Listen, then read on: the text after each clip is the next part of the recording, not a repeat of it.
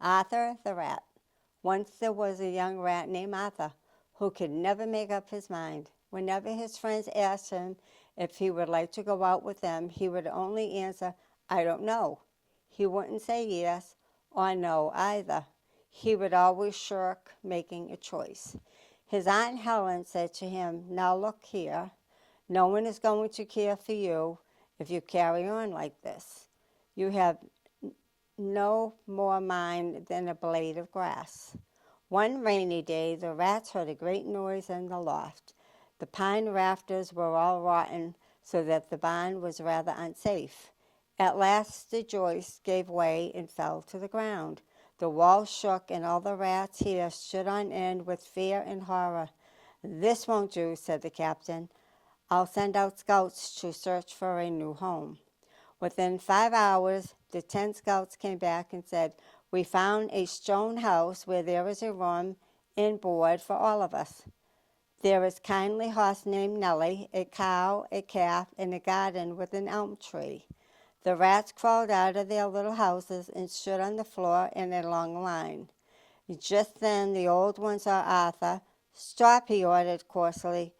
"You are coming, of course." "I'm not certain," said Arthur, undaunted. "The roof may not come down yet." "Well," said the angry old rat, "we can't wait for you to join us. Right about face, march." Arthur stood and watched them hurry away. "I think I'll go tomorrow," he calmly said to himself. "But then again, I don't know. It's so nice and snug here."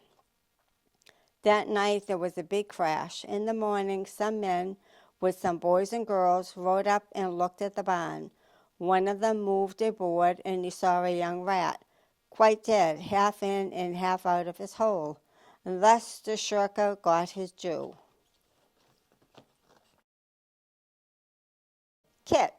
The quick little kitten thinks it bit a pretty big fish. Dress.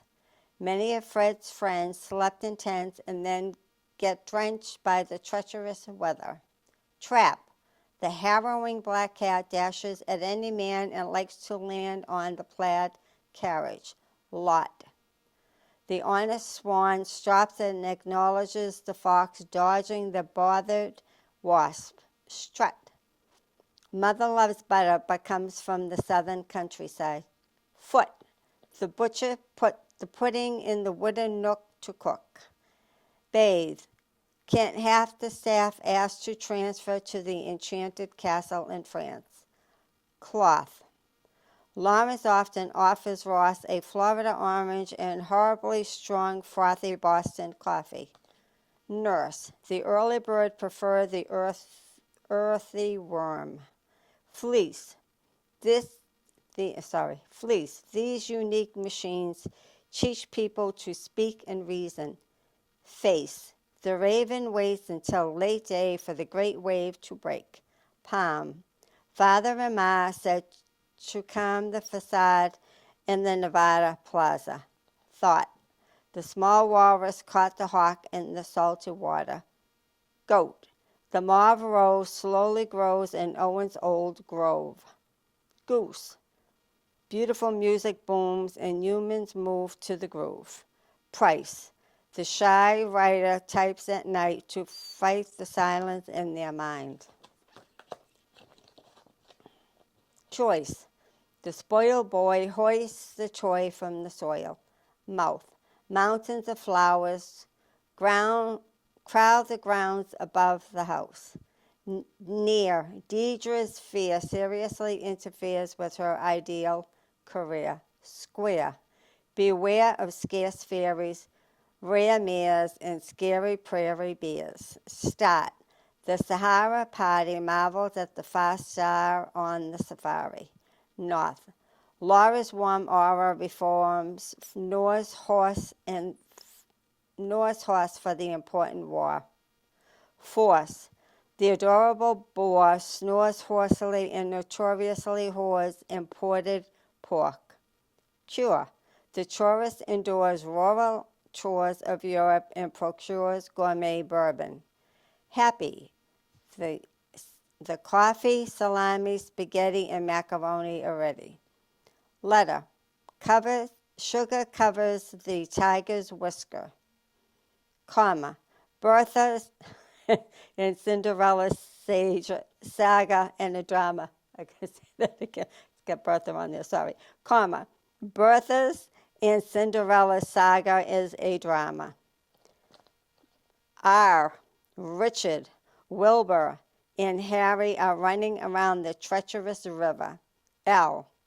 Linda and Allie pull belly muscles laughing laboriously. NG. The singing gargantuan swings on the ring and dings the awning. The thespians gather and breathe 3 authentic breaths together. H. Harry and Hilary happily harvest heaps of herbs behind the beehive. Yod. The cute, dutiful blue cuckoo resumes cooing suitable tunes enthusiastically. W. Will and Drew whistle when the wind blows between the whimsical weeping willows. Ing. Miss Fanning is walking and hiking in Wyoming. S. Susie lives in her sister's house on Easy Street with her Siamese cat and Siberian husky dogs. Where were you born? Boston, Massachusetts. And where have you lived and how long, if it's been more than like 6 months? Cape Cod, Massachusetts. But can you tell me about that famous store in Boston where you worked and how you met? Oh, God in heaven, yeah. Husband, yeah. Auntie Linda met. Yeah. Can you tell me a little story about that? I worked in Feline's Basement in Boston, which was a famous department store. Met my husband at that time in Feline's Basement. He worked there, and then one day, one of the workers in the store came up to me and asked me if I had a twin sister. And he worked in Feline's Basement also. His name was Peter. And I said, yeah, I have a twin sister. And she had just broken up with her boyfriend, Chucky. And Peter was interested in dating my sister. So I set my sister up in a blind date. She wasn't happy. She thought it was this other kid that worked in Feline's Basement by the name of Al. And she wasn't happy that I set her up with this on a blind date. And she went out with Peter. And Peter's not that tall, and my sister's 5'4", a little bit taller than I am. And she had heels on that night when she went out on her first date with Peter. Of course, she dressed up back then, nice dresses and suits. And and they went out, I think they went dancing or something, and Peter said to her, I think you need to get rid of those shoes, because she was a little bit taller than Peter. And they've been married way over 50 years now. So, yeah. So I set them up on a blind date. When she came home from the date, what was was she? Yeah, she was happy. I think she was happy. And he knew my brother, Alton.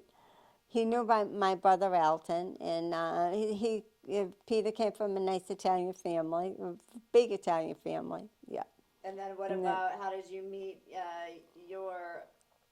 the person who you married and had children with? Oh, I met George in Feline's Basement. Yeah, he was crazy, fun. He was fun. And we used to, go to lunch together and hang out together, and so that's how I met George. So yeah, and then it was fun. A blind date. Oh no, it wasn't. No, we worked together. We were just friends hanging out, and we'd go and have our lunches together, our dinners when we worked. Because they had a nice restaurant upstairs for the employees. So, yeah, the employees had a nice restaurant. So we used to go up and have nice hot meals or a sandwich or something. Yeah. Oh, okay. Yeah. And we used to hang out together. And he was funny. He was funny. Tell people what American. Oh, American chop suey is cans of whole tomatoes, a hamburger with onions, and elbow macaroni. And to me, my mother would call it slop. Sorry, my mother would call it slop. So that's my favorite food to go to when I've had a bad day. It's, comfort food. Yeah, yeah, either that or hot dogs and beans. Oh yeah. Did you Yeah. say something that was a traditional meal for Yeah, you? on Saturday nights there was hot dogs and beans. We'd have hot dogs and beans and brown bread, toasted brown bread, which is really good. And yeah, every night we had hot dogs and beans. But my father, when he was living with us, he always made homemade beans. And my uncle Bert would always come out on a Saturday night to have the hot dogs and beans. And he was always at our house when we were little. Hot dogs and beans. Love my father's beans. Do you have a piece of advice you could give someone who might listen to this? What's a piece of advice that you've learned? Oh God, do what you love. Do what you love. If you don't like what you're doing, find something that brings you joy in your life. I know sometimes we have to work at jobs we don't really care to be at, unfortunately. So find a hobby. Find something that brings joy to yourself. Baking, art, anything. Anything. Find that little piece that brings you joy. I mean, when I bake now, sometimes it's a lot of work because I have to do a lot of different things, but I'm enjoying the baking. I enjoy the baking. So, Why do you enjoy it so much? well, I like to. It's a creative. It's creative, and baking to me is an art form. Not too many people can bake. I've had stuff that people bake, the same things I bake, and it does not taste the same.